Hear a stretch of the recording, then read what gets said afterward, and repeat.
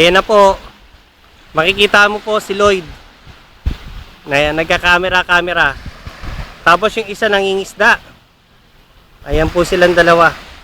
Born to be demonstrator. Ayan po ang ating opo. Ayun ang kabilang resort. Pinaikot-ikot. Ayan. Hindi ko na nakikita siya. Sobrang liwanag ng araw. Ayun na naman si Lloyd.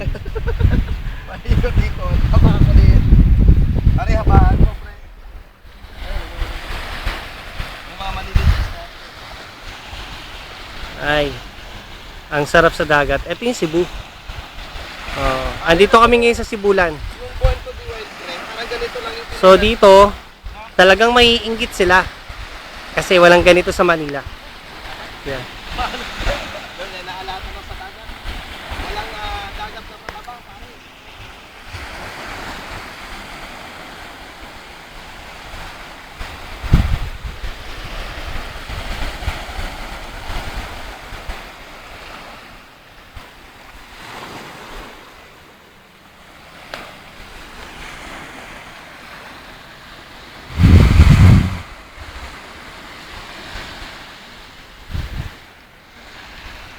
Paligid natin dagat.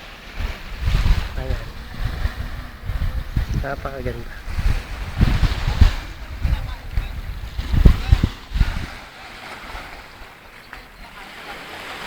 Ah.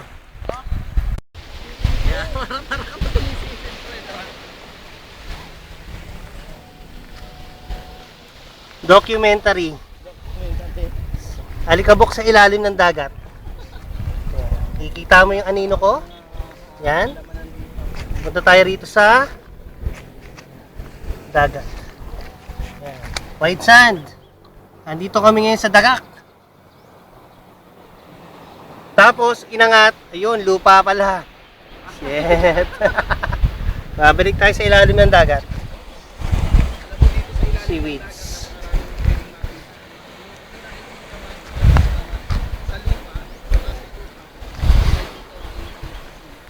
So,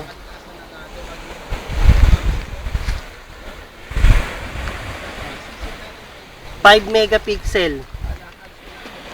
Charing.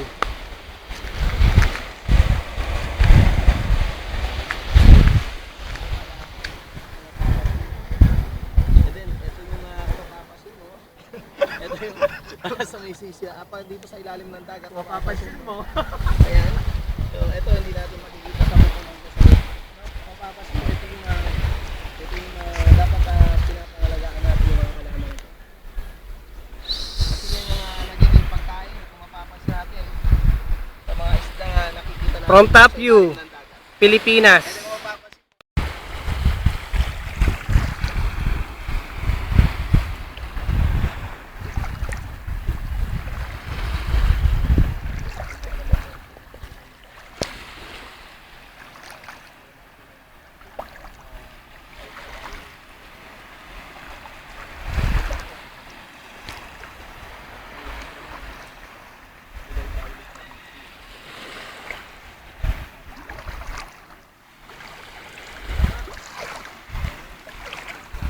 Underwater sea creatures.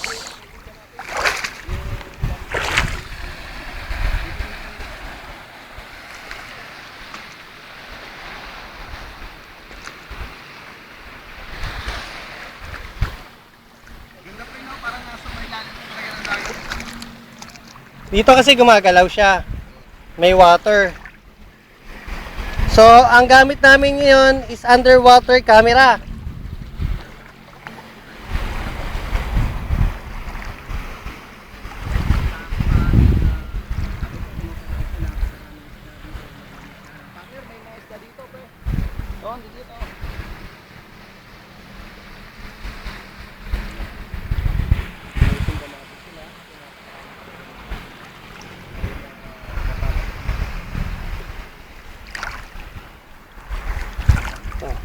May makikita ka ritong buto ng manok.